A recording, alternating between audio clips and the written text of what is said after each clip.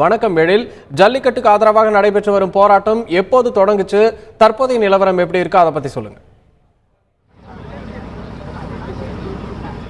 தமிழர்களின் பாரம்பரிய வீர விளையாட்டான ஜல்லிக்கட்டு போட்டியினை தமிழகத்தில் நடத்த வேண்டும் என தமிழகத்தின் பல்வேறு பகுதிகளில் பல கட்ட போராட்டங்கள் நடந்து வரும் நிலையில் புதுச்சேரியிலும் ஜல்லிக்கட்டு தமிழகத்தில் நடத்த வேண்டும் என கோரி கடந்த 2 நாட்களாக புதுச்சேரியில் உள்ள பல்வேறு கல்லூரி மாணவர்கள் மற்றும் சமூக அமைப்பினர் பல்வேறு போராட்டங்களை நடத்தி வந்தனர்.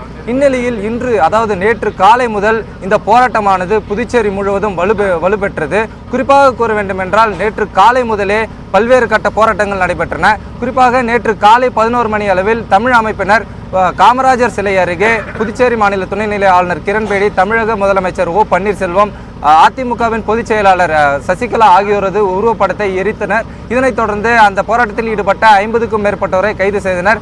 பின்னர் இதனைத் தொடர்ந்து புதுச்சேரியில் உள்ள பல்வேறு கல்லூரி மாணவர்கள் சுமார் 300க்கும் மேற்பட்டோர் மாலை காந்தி சிலை அருகே இந்த தமிழகத்தில் ஜல்லிக்கட்டு போட்டியை நடத்த வேண்டும், அதேபோல் பீட்டா அமைப்பை தடை செய்ய வேண்டும் என்ற கோரிக்கையை வலியுறுத்தி நேற்று மாலை 3 மணி அளவில் காந்தி சிலை அருகில் போராட்டம் நடத்தினர்.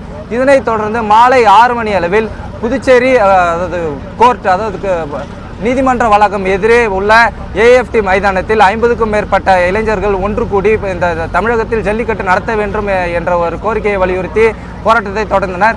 இந்த போராட்டமானது சமூக வலைதளங்கள், வாட்ஸ்அப், ஃபேஸ்புக் உள்ளிட்ட ட்விட்டர் உள்ளிட்ட பல்வேறு சமூக வலைதளங்களில் இந்த பதிவானது பதிவிடப்பட்டது. இதனைத் தொடர்ந்து இவர்களுக்கு ஆதரவு கொடுக்கும் வகையில் நேற்று மாலை 6 மணியிலிருந்து சுமார் 300க்கும் மேற்பட்டோர் அவர்களுக்கு ஆதரவாக இந்த போராட்டத்துக்கு ஆதரவு கொடுத்தனர்.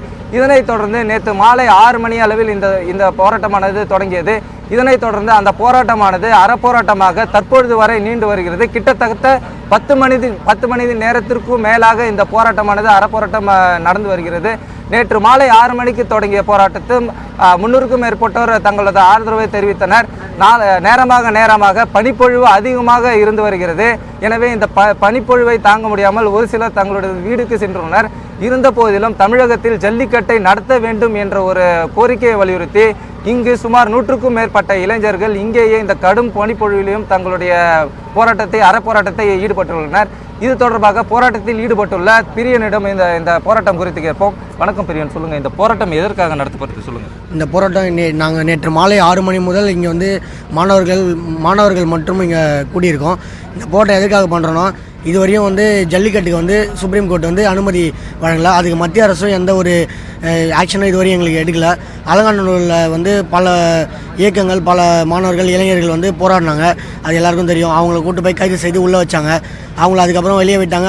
அதையும் ஒன்று இதுவரையும் எத்தனை பேர் வெளியே வந்தாங்க, இன்னும் எத்தனை பேர் வெளியே வரல தெரில.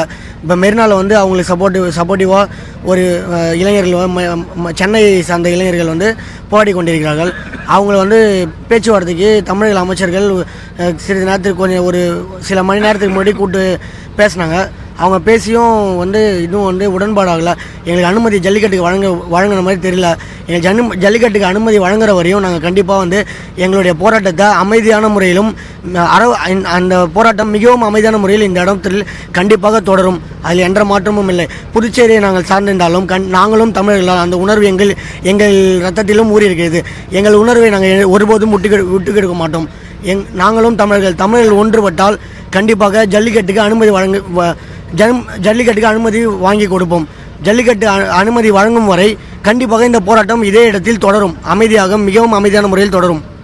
மேலும் இந்த போராட்டம் குறித்து நம்மிடையே பேசுவதற்காக திவாகர் உள்ளார். திவாகர் மதுரை சென்று அங்கு நேற்று முன்தினம் நடைபெற்ற போராட்டத்தில் கைதாகி நேற்று புதுச்சேரி வந்துள்ளார். இது திவாகரிடம் இந்த போராட்டம் குறித்து கேட்போம். திவாகர், சொல்லுங்க, இந்த போராட்டம் நீட்டிப்பு அடைவதற்கான காரணம் என்ன? இந்த போராட்டம் நீட்டிப்படைவதற்கான காரணம் என்ன பார்த்தீங்கன்னாக்கா, இப்போ மெரினாவில் எங்களோட இளைஞர்கள் போராட்டம் பண்ணிட்டு இருக்காங்க.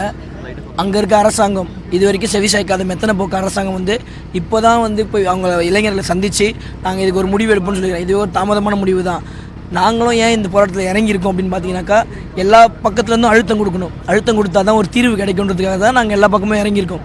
இங்கே நாங்கள் என்ன சொல்ல வரோம்னா, அவங்க எப்படி அமைச்சர்கள்லாம் அங்கே சந்தித்து பேசியிருக்காங்களோ, இங்கே நாங்கள் ஜனநாயக முறையில் தேர்ந்தெடுத்த எங்கள் முதல்வரும் மற்ற அமைச்சர்கள் குழுவும் எங்களை வந்து சந்திக்கணும்.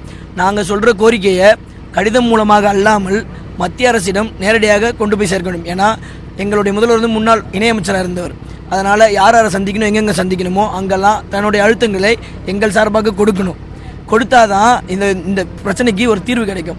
அதுக்காக தான் இங்கே உட்காந்துட்டு இருக்கோம். அறவழியில் போராட்டம் நடந்திருக்கோம். கிட்டத்தட்ட 3-4 நாளாக வந்து தொடர்ந்து வெவ்வேறு விதமான போராட்டங்கள் நாங்கள் சின்ன அளவில் ஒரு டிஸ்கிரிட் மேனரில் தான் செஞ்சுட்டு இருந்தோம். மதுரையில் போயிட்டு அங்கே பிரச்சனையாகி அங்கே கைதாகிட்டு மறுபடியும் இங்கே வரணும்னு ஏன் யோசிச்சோன்னு பார்த்தீங்கன்னாக்கா, இங்கே பிரச்சனை ரொம்ப தீவிரம் அடையில, எந்த அழுத்தமும் எங்கள் அரசாங்கம் ரீதியாக கொடுக்கல. ஏன்னா வந்து இங்கே ஜல்லிக்கட்டுன்றது எங்கே நடக்கல அப்படின்றதுனால வந்து அரசாங்கம் அதை வந்து ஒரு விஷயமா கண்டுக்கல. ஆனால் நாங்களும் தமிழர்கள் தான், ஜல்லிக்கட்டும் எங்கள் ரத்தத்தோடு ஊறிட்டு தான், அதையும் நாங்கள் எங்கள் பாரம்பரியம் தான். அதுக்காக தான் எங்கள் மூலமாகவும் ஒரு அழுத்தம் எங்கள் அரசாங்கத்திற்கு கொடுத்து எங்கள் அரசாங்கம் மத்திய அரசுக்கு கொடுக்க வேண்டும். தேர்தலை இந்த இப்பொழுது ஆளக்கூடிய எங்களது அரசாங்கம் அடுத்த முறை தேர்தலை சந்திக்கும் முன் இப்போ நடக்கிற போராட்டத்திற்கு வந்து எங்களை சந்தித்து எங்களோட கோரிக்கைகளை கேட்டு மத்திய அரசுக்கு அழுத்தம் கொடுக்கணும். இதை நாங்கள் இங்கே அழுத்தமாக சொல்ல விரும்புகிறோம். மேலும் இந்த போராட்டம் குறித்து பேசுவதற்காக செந்திலுள்ளார். சொல்லுங்க, கிட்டத்தட்ட 10 மணி நேரத்திற்கும் மேலாக கடும் பனிப்பொழிவு மற்றும் குளிரிலையும் 100க்கும் மேற்பட்ட இளைஞர்கள் வந்து இங்கு ஒன்று கூறி உங்களுடைய அறப்போராட்டமானது தொடர்ந்து நடைபெற்று வருகிறது.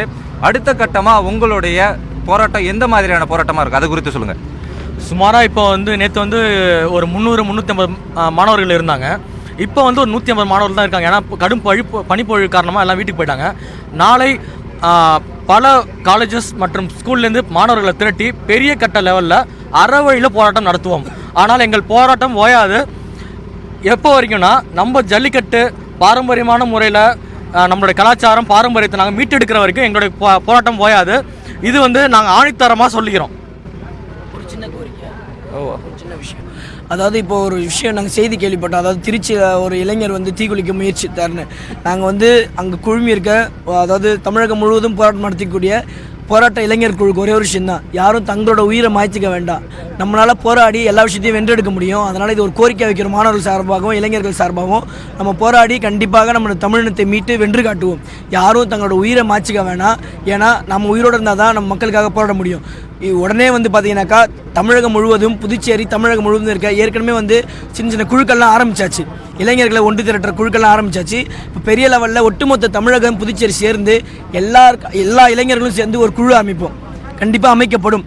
அந்த குழு வந்து இனிப்பேல் எல்லா விதமான மக்கள் போராட்டங்களையும், தமிழருக்கு எதிரான விரோத கொள்கை எல்லாத்தையும் கண்டித்து களத்தில் இறங்கி போராட தயாராக உள்ளோம். அவ்வளோதான். 10 மணி நேரத்திற்கு மேலாக கடும் குளிர் பனிப்பொழிவையும் பொருட்படுத்தாமல் இங்கு 100க்கும் மேற்பட்ட மாணவர்கள், இளைஞர்கள் மற்றும் சமூக அமைப்பினர் தமிழகத்தில் ஜல்லிக்கட்டை நிச்சயமாக நடத்த வேண்டும், பீட்டா அமைப்பை தடை செய்ய வேண்டும் என கோரிக்கையை வலியுறுத்தி இந்த போராட்டமானது நடைபெற்று வருகிறது. மேலும் இங்குள்ள இளைஞர்கள் என்ன கூறுகின்றார்கள் என்றால், புதுச்சேரியில் ஜல்லிக்கட்டு நடத்தவில்லை என்றாலும் தமிழகத்தை, நமது அண்டை மாநிலமான தமிழகத்தில் ஜல்லிக்கட்டை நடத்த புதுச்சேரி மாநில முதலமைச்சர் நாராயணசாமி அவர்கள் மத்திய அரசுக்கு அழுத்தம் தர வேண்டும் என்ற ஒரு புதிய கோரிக்கையை விடுத்துள்ளனர். உங்களுடைய கூடுதல் தகவல்களுக்கு நன்றி எழில்.